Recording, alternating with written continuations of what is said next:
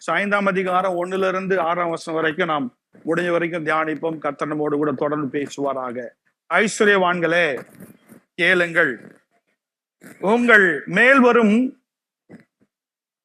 நிபந்தனைகளின் நிமித்தம் அலறி ஆளுங்கள். இப்போ இந்த வசனத்தை புரிஞ்சுக்கணும் அப்படின்னு சொன்னா, கொஞ்சம் 4ஆம் அதிகாரம் 17ஆம் வசனத்துல இப்படியா சொல்லுகிறார், ஆதலால் ஒருவன் நன்மை செய்ய அறிந்தவனாயிருந்தும் அதை செய்யாமற் போனால் அது அவனுக்கு என்னவா இருக்கும்? பாவமாயிருக்கும். We are not trusting in money, we are trusting in God.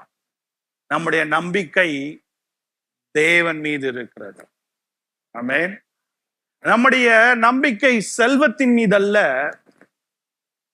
நம்முடைய நம்பிக்கை செல்வத்தின் காரணராய் இருக்கிற, இந்த ஆசீர்வாதத்திற்கு காரணராய் இருக்கிறவர் மீது நாம் வைக்க வேண்டும். ஆமென். அல்லேலூயா. எனக்கு கிறிஸ்தவ பிள்ளைகள் தேவனுடைய வார்த்தையை கேட்கும் போது இன்றைக்கு அந்த செல்வத்திற்கு காரணரை எடுத்துடுறாங்க. அதற்கு உதவியா இருந்த அந்த தேவனை விட்டுறாங்க. அத கொடுத்து அந்த கொடுக்கப்பட்ட ஆசீர்வாதங்களை ஆராதிக்க ஆரம்பிச்சிடறாங்க. இயேசு கிறிஸ்து கற்றுக் கொடுத்த போதனைகளில விசேஷமான போதனை 4 விதமான நிலங்களை குறித்து கற்றுக் கொடுக்கிறார். அந்த 4 விதமான நிலங்கள், ஒன்று வழி அருகே விதைக்கப்பட்ட விதை, கற்பாறையில விதைக்கப்பட்ட விதை, முள்ளுள்ள இடங்கள்ல விதைக்கப்பட்ட விதை, நல்ல நிலத்தில் விதைக்கப்பட்ட விதை. இந்த 3 நிலங்களும் ரொம்ப அதிகமா உணர்ச்சி வசப்படுகிற இருதயம். ஆமென். அல்லேலூயா. உண்மையான வாழ்க்கையினுடைய அர்த்தம் புரியல.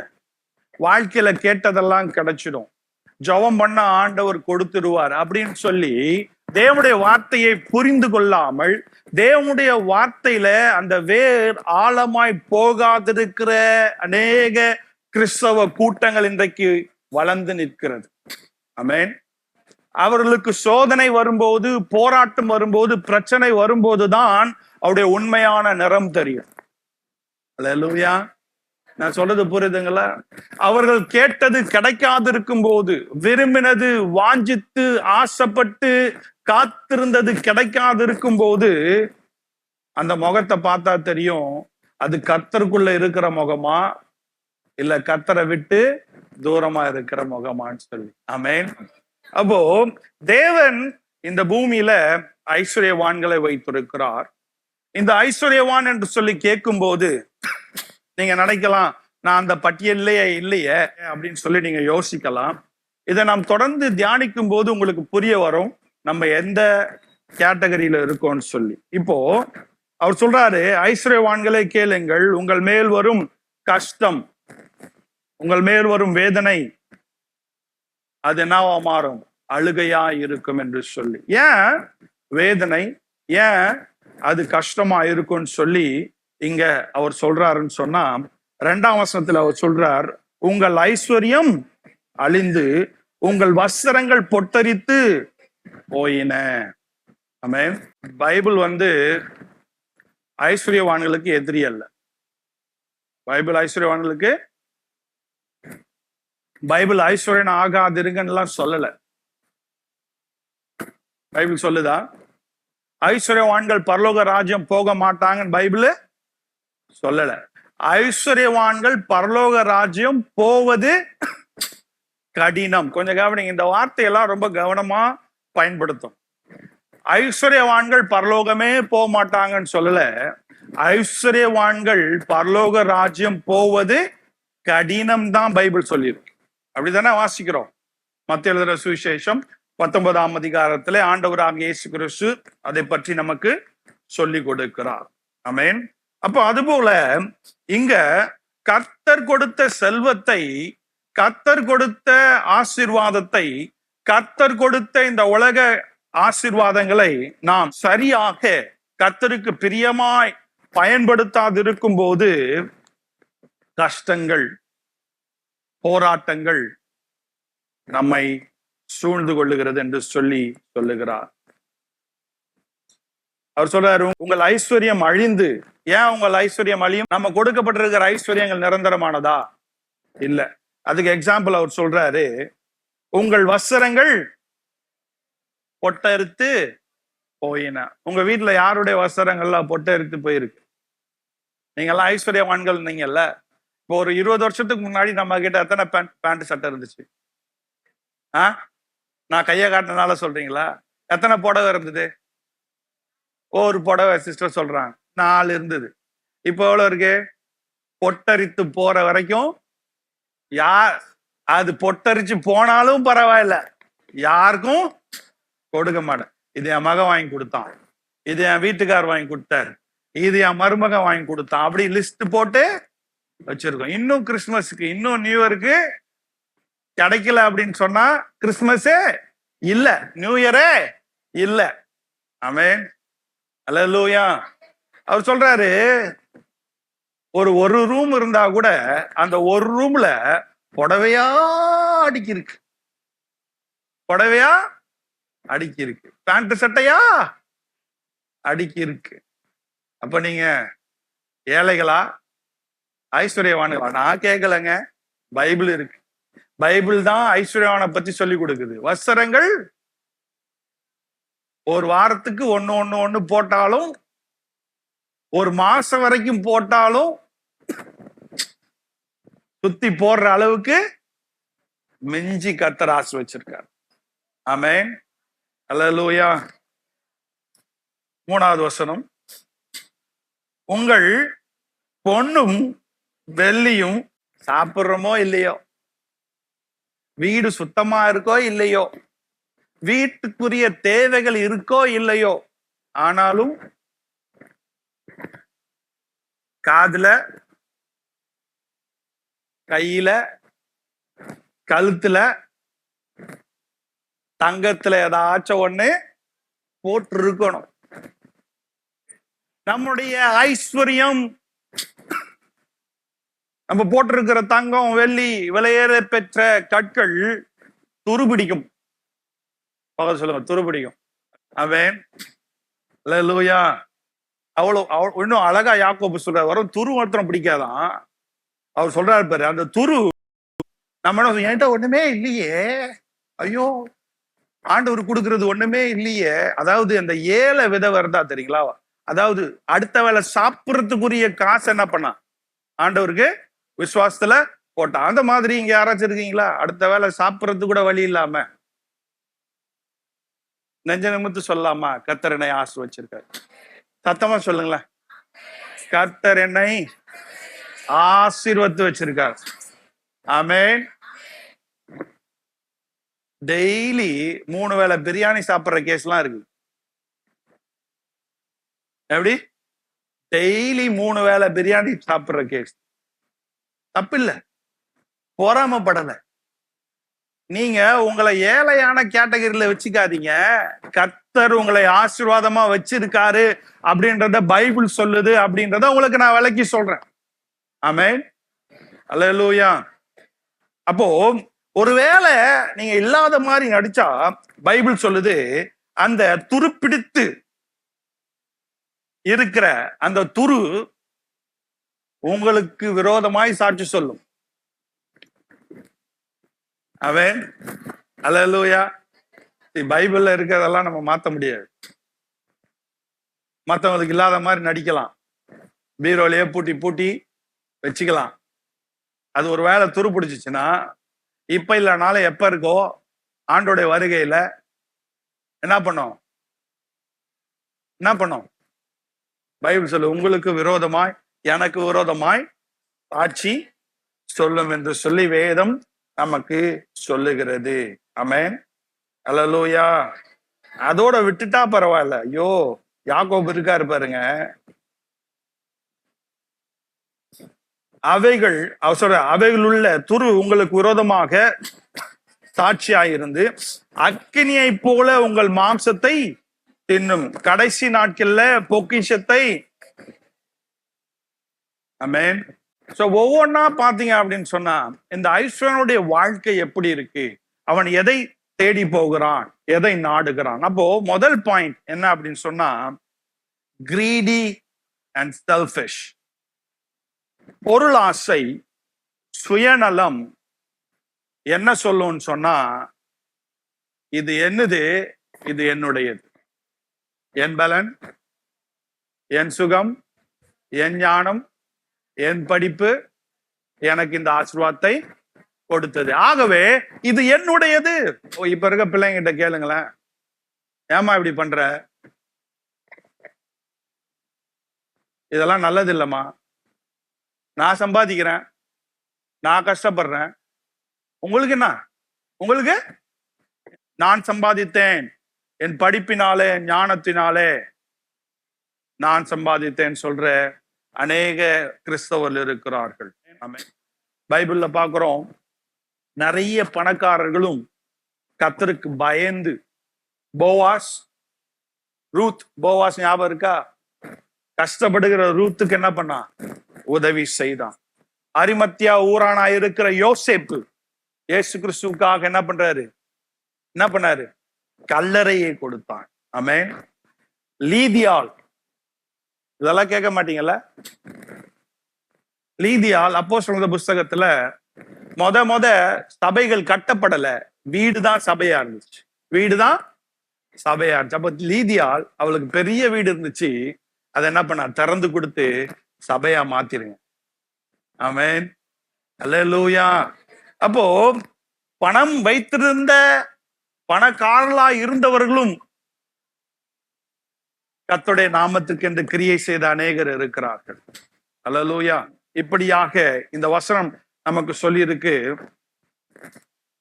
எந்த ஊழியக்காரனும் இரண்டு எஜமானுக்கு ஊழியம் செய்ய கூடாது, ஒருவனை பகைத்து மற்றவனை நேசிப்பான், அல்லது ஒருவனை பற்றி கொண்டு மற்றவனை அசட்டை பண்ணுவான். தேவனுக்கும் உலகத்திற்கும் ஊழியம் செய்ய உங்களால் கூடாதே என்றார்.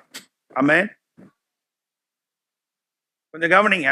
அப்போ இந்த வசனத்தின்படி நாம் செய்கிற, ரொம்ப முக்கியமான ஒண்ணு சொல்றேன், நாம் செய்கிற எந்த வேலையா இருந்தாலும், அதாவது இயேசு கிறிஸ்துவின் இரத்தத்தால் கழுவப்பட்டு அவருடைய பிள்ளைகளாய் இருக்கிறவர்கள் செய்கிற எந்த வேலையா இருந்தாலும் அவர்கள் தேவனுடைய வேலையில் இருக்கிறார். ரெண்டு எஜமான் தான் இருக்கிறாங்க, ஒன்று சாத்தான், இன்னொன்று தேவன். சொல்லுங்க, ஒன்று சாத்தான், இன்னொன்று தேவன். இப்போ நீங்க யாருடைய வேலைக்காரர்கள், நீங்கள் யாருடைய வேலைக்காரர்கள், நீங்க யாருடைய வேலைக்காரர்கள்? ஆமென், அல்லேலூயா. நீங்க எந்த துறையில வேணா இருக்கலாம், எந்த வேலை வேணா செய்யலாம், நீங்க ஆண்டுடைய பிள்ளையா இருந்தால் பலவிதமான வேலைக்கு போகலாம், நீங்க எங்க போனாலும் நீங்க அவருடைய பிள்ளையா இருக்கிறீங்க. அல்லேலூயா. அப்ப அவருடைய பிள்ளையா இருக்கிறதுனால யாருடைய வேலையை செய்றீங்க? ஜாக்கிரதை சிஸ்டர், பிரதர், நீங்க எங்க போனாலும், நீங்க என்ன செஞ்சாலும் தேவனுடைய வேலையை செய்கிறீர்கள். ஆமென். உங்க ஒவ்வொரு வீடும் யாருடைய வீடு? என் வீடு யாருடைய வீடு? பக்கத்துல இருக்க உங்க வீடு யாருடைய வீடு? என் வீடு, என் வீடு. ஆமென். உங்க வீடெல்லாம் இல்ல சிஸ்டர், உங்க வீடெல்லாம் இல்ல பிரதர், தேவனுடைய வீடு. அல்லேலூயா. என் வேலை, என் வியாபாரம், நீ தேவனுடைய பிள்ளையா, தேவனால் தெரிந்து கொள்ள பிள்ளையா?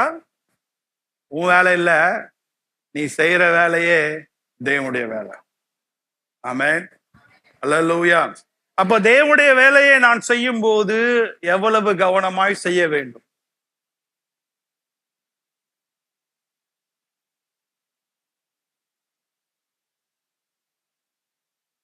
எட்டு விதமான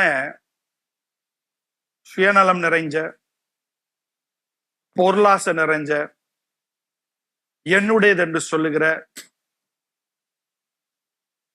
பணத்தை பிரதானப்படுத்தியிருக்கிற கூட்டத்தை நாம் பார்க்க முடியும். மத்தேயு சுவிசேஷம் 6ஆம் அதிகாரம் 21ஆம் வசனம் சொல்லுகிறது, உங்கள் பொக்கிஷம் எங்கேயோ அங்கே உங்கள் இருதயம் இருக்கும். இங்க உட்கார்ந்து இருக்கும் போது உங்க வாயில ஏசுன்னு சொல்லலாம், 100க்கு 100 உண்மையே நம்புவேன், வாயில சொல்லலாம், பைபிள் சொல்லுது, நீங்கள் உதடினாலே என்னை ஆராதிக்கிறீங்க, உங்க இருதயத்துல என்ன ஆராதிக்கல அப்படின்னு சொல்லி சொல்றார். அப்போ உண்மையா நீங்க இயேசுவை எப்படி நேசிக்கிறீங்கன்னு எப்படி தெரியும் சொன்னா, எப்படி தெரியும்? வசனம் நமக்கு விளக்க தருது.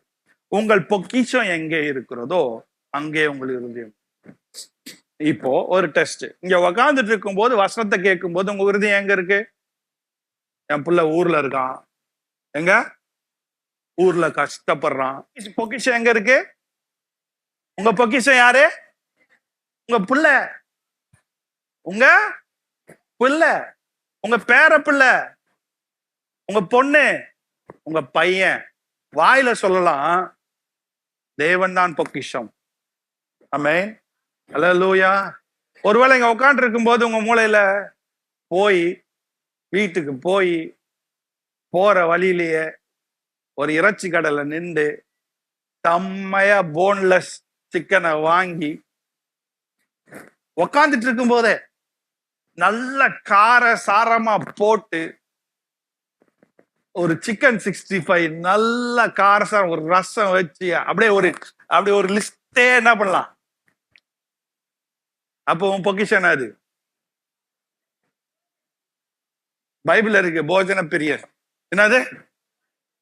ஆமென். யாரெல்லாம் இங்க கூட உண்மையை சொல்ல மாட்டேன். ஆமென், அல்லேலூயா. நிறைய விக்கிரகத்தை வச்சுதான் உட்கார்ந்துட்டு இருக்கோம். நான் சொன்னல, கர்த்தர் நம்மள பொறுமையா நடத்துறார். ஆமென், அல்லேலூயா. நம்மள மாதிரி பேராசை பிடிச்ச கிறிஸ்தவங்க யாருமே இல்லை. ஆமென், அல்லேலூயா. அந்த அளவுக்கு இந்த மண்ணோடு நம்ம மாம்சம் ஒட்டிட்டு இருக்கு. ஆமென், அல்லேலூயா. 8 type of money personality, அதாவது 8 விதமான பணத்தை சார்ந்த குணாதிசயங்கள் நம்ம பூமியில பார்க்க முடியும். ஒண்ணு, பணத்தை செலவே பண்ண மாட்டான், பதுக்கிதான் வச்சுப்பான். பசிச்சாலும் ருசியா எதுவும் சாப்பிட மாட்டான்.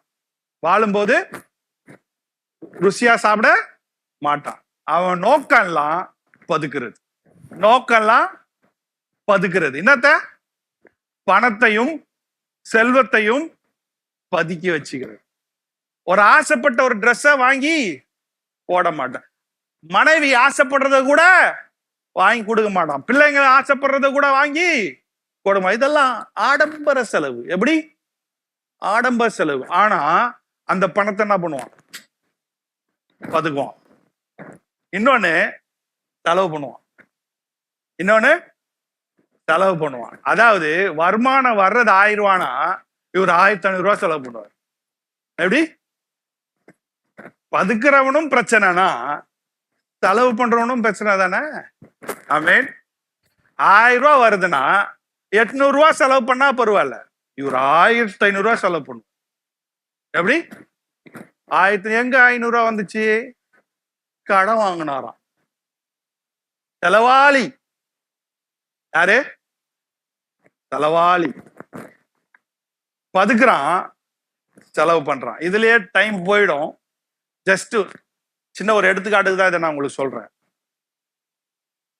இன்னொருத்தர் இருக்கான் பாரு, இவன் அதுக்கு மேல தவிர்ப்பவன். அதாவது பணம் கேட்டாலே ஐயோ தொல்லை, ஐயோ இந்த பணம், இந்த பண பிரச்சனை, கணக்கு, இதெல்லாம் பார்த்தாலே தலைவலிக்கும். அதனால அவாய்டர், ஸ்பெண்டர், ஓர்டர், அவாய்டர். அதை பத்தி கணக்கு சொல்லு அப்படின்னு கேட்ட உடனே எலும்பெல்லாம் வலிக்க ஆரம்பிச்சிடும். கணக்கு சொல்லு, ஐயோ கணக்கு ஒண்டி கேட்காதீங்கப்பா, கணக்கு ஒண்டி கேட்காது. ஏய், உனக்கு 1000 ரூபாய் சம்பளம், அந்த 1000 ரூபாயில நீ 1500 ரூபாய் செலவு பண்ணா எப்படி உன் குடும்பம் உருப்படும்? அதெல்லாம் கேட்காதீங்க. எப்படியோ நடக்குது, எப்படியோ வாழ்க்கை ஓடுது. ஓடும் நல்லா ஓடின மாதிரி தான். Amen. Is avoider, hoarder, spender, avoider, hater. அதாவது பணத்தை வெறுக்கிறவனும் இருக்கான், பணத்தை வெறுக்கிறவனும் இருக்கு. அவன் என்ன சொல்றானா, money is evil, money is danger. இருக்காங்க, ஒருவேளை நீங்க இல்லாம இருக்கலாம். பணம் பிரச்சனையை தரும், பணம் டேஞ்சர் ஆனது, பணம் பலவிதமான பிரச்சனை உண்டாக்கும் அப்படின்னு சொல்லி அந்த பணத்தை வெறுக்கிறவனும் இருக்கிறான். 5வது ஆளு மேனிபுலேட்டர். அதாவது அந்த பணத்தை வச்சு பதவியை வாங்குறது, பணத்தை வச்சு எல்லாரையும் கண்ட்ரோல் பண்றது, பணத்தை வச்சு அதிகாரியா இருக்கிறான். மேனிபுலேட்டர் பணத்தை பயன்படுத்துகிறான். 6வது ஆளு ஸ்கோர் கீப்பர். அதாவது மதிப்பெண் காப்பவன். எப்படின்னு சொன்னா, எவ்வளவு பணம் இருக்கோ அந்த அளவுக்கு இவருக்கு மரியாதை. 7வது கொடுப்பவன். Money is how I show god and people love. இவன் யாருன்னா, ஆண்டவருக்காக கொடுப்பதற்கு, எல்லா விதங்களிலும் கொடுத்து செயல்படுவதற்கு அந்த பணத்தை பயன்படுத்து. ஆமென். நீங்க யாரு? எந்த லிஸ்ட்ல இருக்கிறீங்க? நீங்களே உங்களை யோசிச்சு பாருங்க. இந்த பணத்தை வச்சுட்டு நம்ம என்னெல்லாம் பண்றோம்? 4வது வசனம் 5வது வசனத்தை வாசிங்க ஒருத்தர். இதோ உங்கள் வயல்களை அறுத்த வேலையுடைய கூலி உங்களால் நீ வேலை வாங்கிட்ட, ஆனா கூலி என்ன பண்ணல, கொடுக்கல. இப்ப நீ என்ன பண்றன்னா, உனக்கு இருக்கிற அந்த ஐஸ்வர்யத்தை வைத்து உன்னை நீ வளர்த்துக் கொள்ளுகிறாய். ஆமென். You are stealing. அவங்களுடைய உழைப்பை திருடுகிறாய். அநியாயமான ஊதியத்தை பேசி என்ன பண்ற, நீ உன்னை அதிகமாய் வளர்த்துக் கொள்ளுகிறாய், மற்றவர்களுடைய ஆசீர்வாதத்தை நீ எடுத்துக் கொள்ளுகிறாய். 5வது வசனம். பூமியிலே நீங்கள் சம்பிரமாய் வாழ்ந்து சுகபோகத்தில் உழன்றீர்கள், கொளுத்தவைகளை அடிக்கும் நாளில் நடக்கிறது போல. அப்பா, தேவ பிள்ளைகளாயிருக்கிற நாம் தேவன் பார்க்கிறார் என்பதை அறிந்து நாம் மற்றவர்களை நடத்த வேண்டும். நீதிமொழிகள் இந்த புஸ்தகம் 10வது அதிகாரம் 4வது வசனம். சோம்பல் கையால் வேலை செய்கிறவன். அதாவது வேலை செய்யாது இருக்கிறவன் ஏழையா இருக்கானா, அதுல அர்த்தம் இருக்கு. வேலை செய்யாம இருக்கவன் ஏழையா இருக்கான். அதை நீதிமொழிகள் இந்த புஸ்தகம் 6வது அதிகாரம் 6வது வசனத்துல இருந்து, எறும்பு கிட்ட போய் நீ கத்துக்கோ, சோம்பேறியே, ஏன் உன் வாழ்க்கையில எனக்கு படிப்பு வரல, எனக்கு வேலை கிடைக்கல, என்னால வாழவே முடியல, பல காரணங்களை சொல்லிட்டு இருக்க. அது காரணம் என்னன்னா, நீ சோம்பேறியா இருக்க, சோம்பேறியா இருக்க. அதனால உன் வாழ்க்கையில தரித்திர முனை. அவன் பணத்தை வச்சிருக்கான், அவன்லாம் நல்லா இருக்கான், அவன்லாம் எனக்கு பின்னாடி படிச்சான், அவன்லாம் இன்னைக்கு நல்லா முன்னேறி போயிட்டான், நான்லாம் எவ்வளவு கஷ்டப்படுறேன் தெரியுமா? ஏன்னா நீ சோம்பேறி. யாரு நீ சோம்பேறி. நீ வேலை செய்ய மாட்ட. உங்க அம்மா ஒரு பக்கம் ஊட்டி விடுவாங்க, உங்க அப்பா ஒரு பக்கம் உனக்கு ஊட்டி விடுவார். என்னது, உன்னை அப்படியே என்ன பண்றாங்க, தாலாட்டு பாடி உன்னை வாழ வச்சுட்டு இருக்காங்க. அதனால தரித்திரம் உன்னை பற்றி பிடிக்கிறது. ஆமென். இப்ப அவனை பத்தி பேசல, இப்போ வேலை செய்யறான்.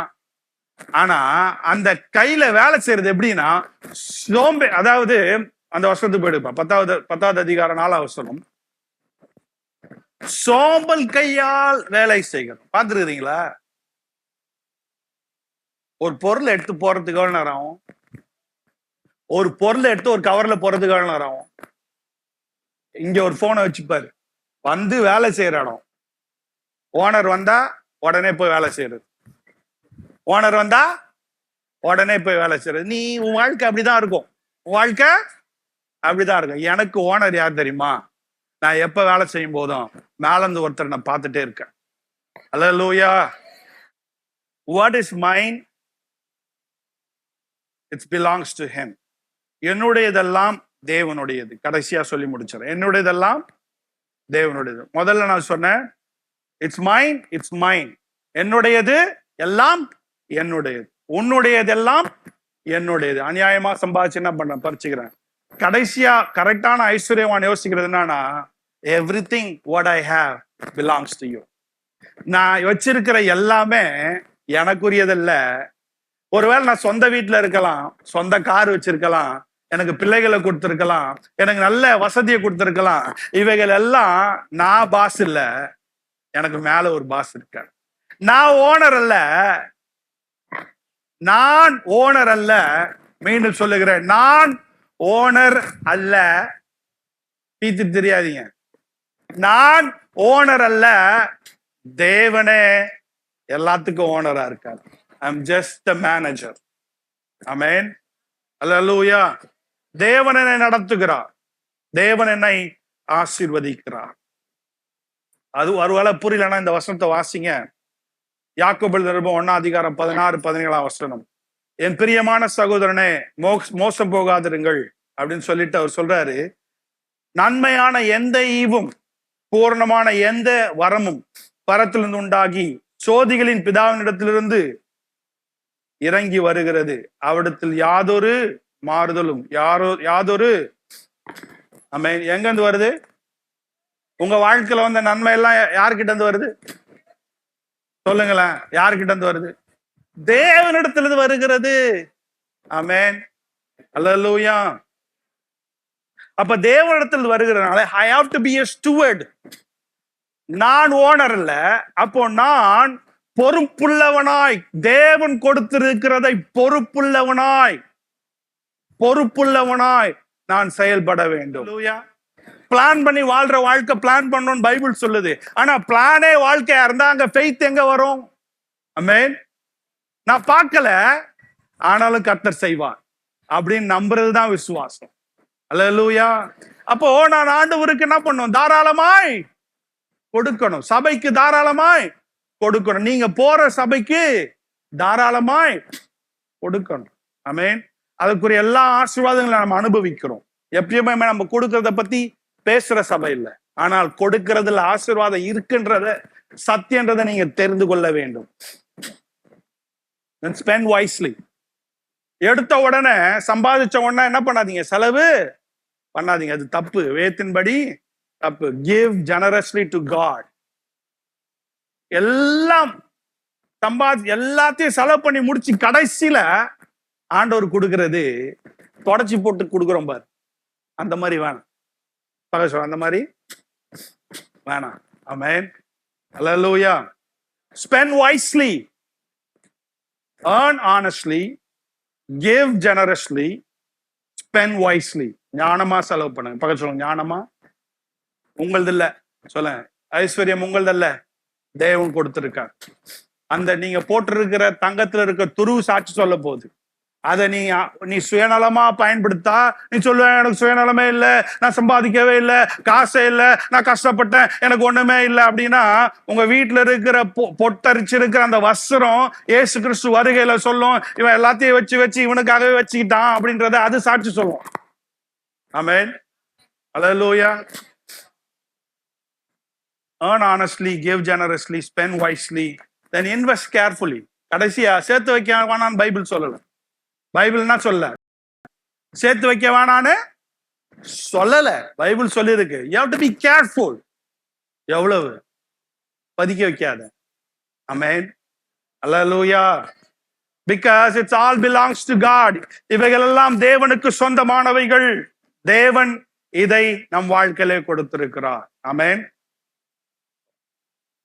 நான் மீண்டும் சொல்லுகிறேன், நம்ம நிறைய நேரத்துல செல்வத்தையும் அந்த ஆசீர்வாதத்தையும் நாம் ஆராதிக்கல. அதற்கு காரணராய் இருந்தவரை, அவர் கொடுத்ததை அவருக்கே நாம் கொடுத்து நிறைவாய், சம்பூர்ணமாய், சந்தோஷமாய் கொடுத்து நாம் ஆராதிக்கும் போது கர்த்தர் நம்மை ஆசீர்வதிக்கிறார்.